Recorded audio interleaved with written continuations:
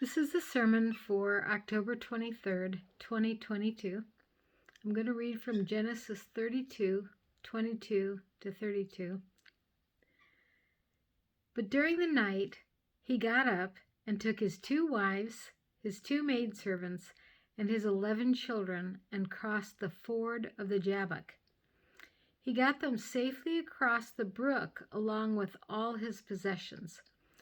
But Jacob stayed behind by himself, and a man wrestled with him until daybreak.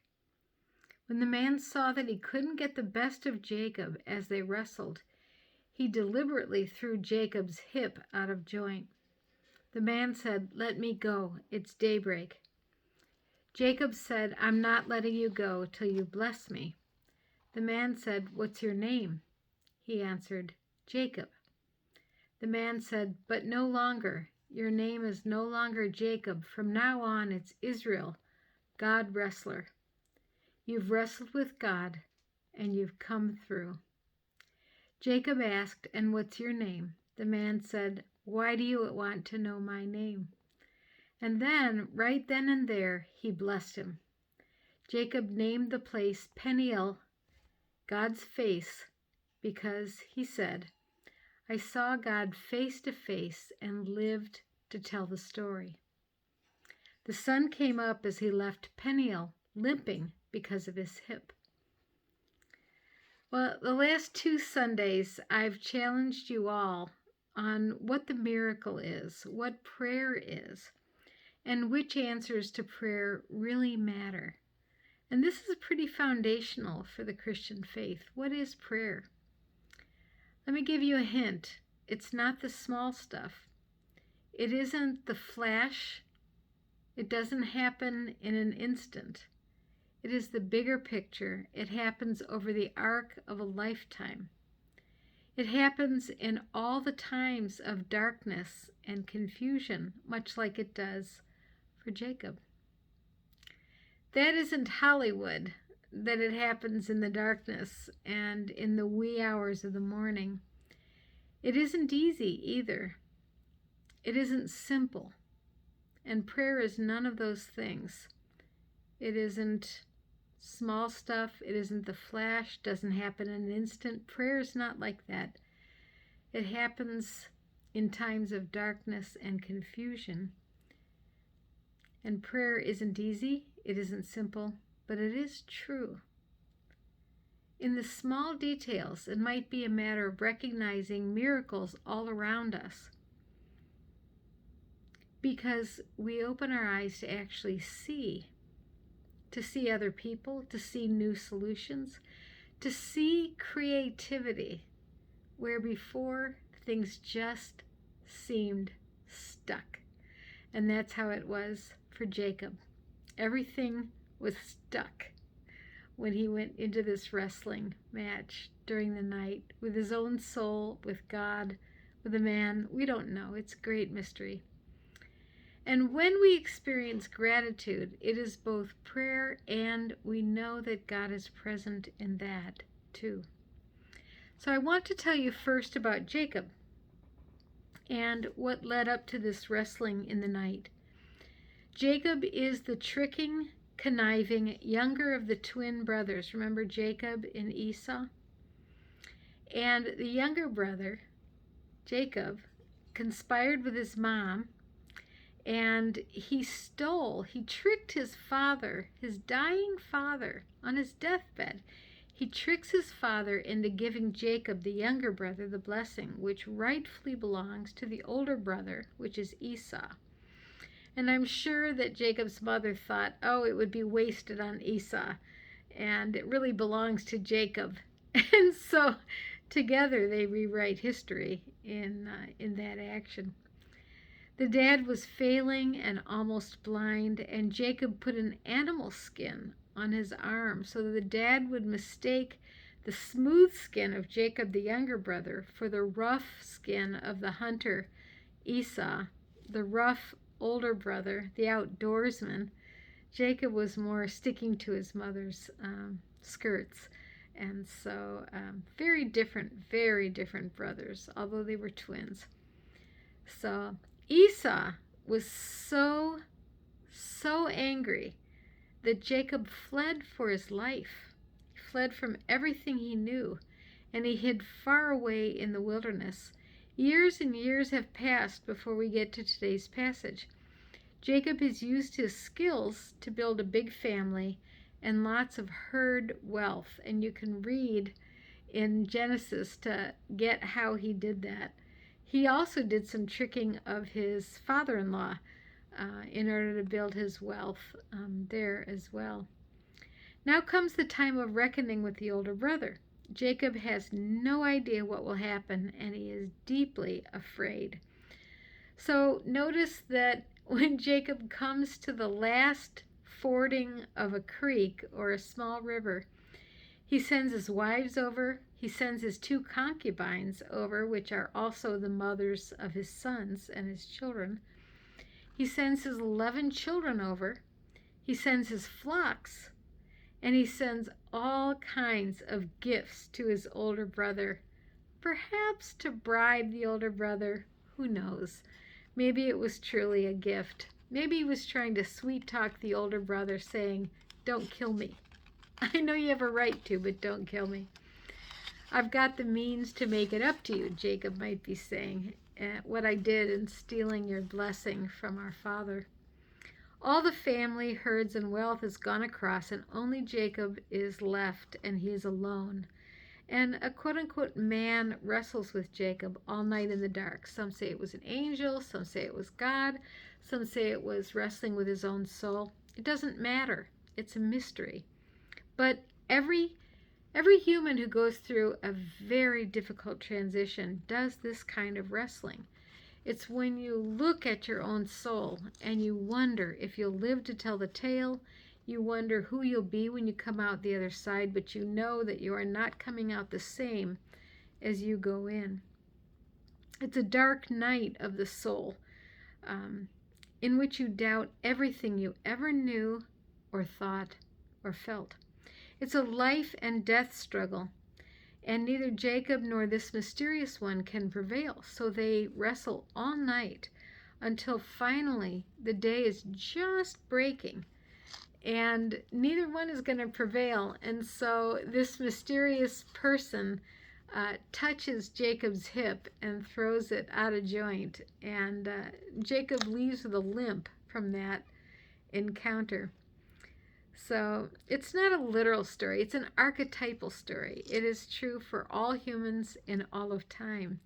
And yet, I think God honors Israel and God honors Jacob with this story.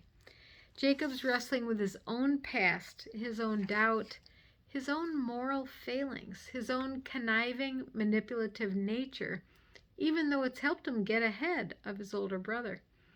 He had lied to his own father. You can't just say, "Oops, my bad, sorry." No, his older brother could kill Jacob, and no one would necessarily blame Esau for taking out justified anger. Morning comes, it's daybreak. Jacob wants to be done with the struggle. He's had it.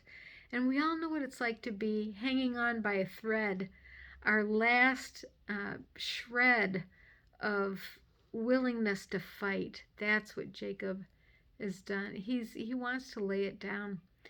And then, instead of just giving up, Jacob says, "I'm not letting go until I get a blessing." What kind of person says that?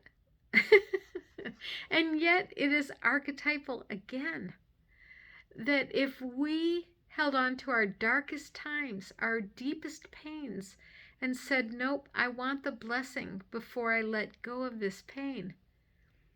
That's the human story. We see it in novels. We see it in truly great leaders. We see it in visionaries. We see it even in everyday people's lives. I know that I've talked with church people and people in the community who have struggled in this way. So the blessing that Jacob is given is a new name, God Wrestler. It's Israel. What an identity. Who wrestles with God? Really? Who wrestles honestly with their past conniving, manipulative, lying self? Not many. Who's brutally honest? We play a lot of games. We turn away from our truest, most vulnerable self. The Enneagram is for people who face their self squarely, their true self, their self that is perhaps not the best self. And all 9 types tend to be the parts of yourself that you may not really want to wrestle with, or you may not want to face squarely. I know that's true for me. And some people turn away from the Enneagram for that reason. Also, the 12-step programs strongly encourage people, if not require them, to deal with their truest, most vulnerable, awful self in order for them to move on and grow. I think the alcoholics who did it in the early days, in the 1930s and 40s, they had to face their worst self or they would never recover. They would continue to run from their worst self. And so that's true of everyone.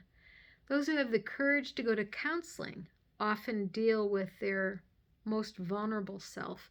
Not everyone has the courage to do that. Our American culture is all about the most slick, manipulative winner.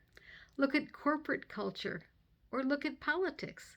The more lies, the better. Just repeat the lies over and over and over again, and you can win. At least you can win in the court of popular opinion.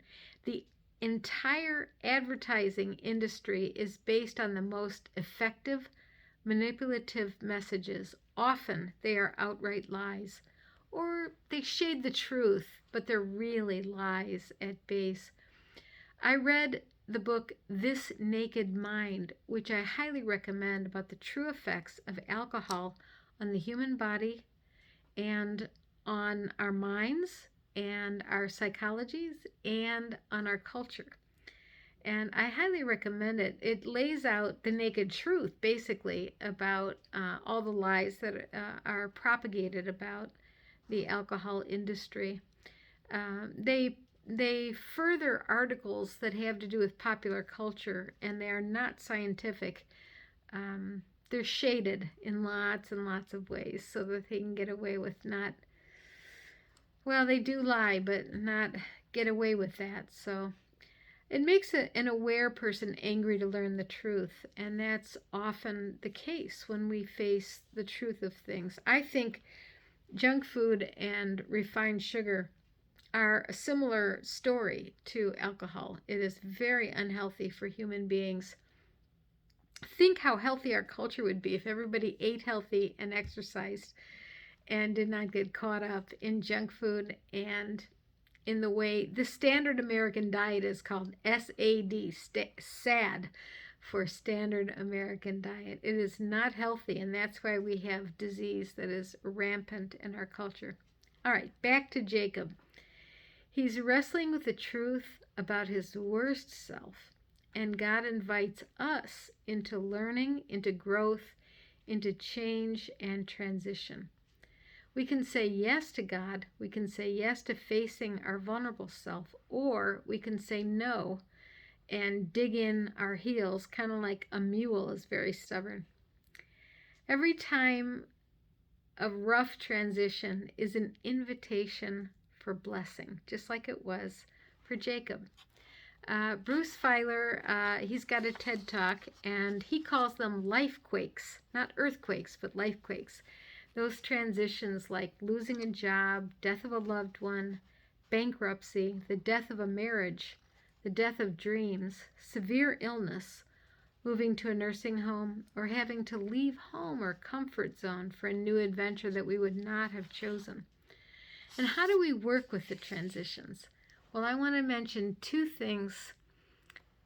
In the struggling or the wrestling at night, we experience fear, sadness, and shame in these transitions. We go in one person and we come out another, I hope, that we do come out with new birth and with a blessing. For Jacob, it was the kinds of things that crossed his mind at 3 a.m. He had lied, he had deceived his father, and he had stolen his brother's rightful blessing. And Jacob and his mother were close, no doubt. He dealt with shame and with sadness over missing her because they didn't have cell phones in those days. They couldn't stay in touch. In our transitions, I found out that 80% of people turn to ritual. And one of the most effective rituals is writing, simply writing. It can be a single page, it can be a paragraph, it could be a journal entry, it could be letters, it could be writing letters you never send. It could be creative writing. One woman was so frightened after getting divorced that she decided to go on 52 first dates in order to overcome her fright. She came out the other side of that wrestling a new person. And even Jacob was facing his fear and shame, wrestling in the night after sending all the gifts, his children, his wives, his concubines, his flocks, everything he had except himself. He sent over that brook until he was alone in the night wrestling. Another way we can work with transitions is by shedding things. We might come out with different, we might come out different if we shed parts of ourselves, parts of our identity, maybe even shedding things. Who knows? But you can struggle in that dark night of the soul. And you can be on the brink of a new future. Not just for Jacob, it wasn't just his future, it was his whole clan, his whole nation. He became Israel, which is the nation, or the people, or the clan. Jacob demanded a blessing, and he got it. That is chutzpah. That's the definition of chutzpah, is you are wrestling in the night with your worst self, and you demand a blessing. Can we do that in our transitions? It's the kind of thing when you can do. You can ask for the blessing when you face your deepest, truest, most vulnerable self. Amen.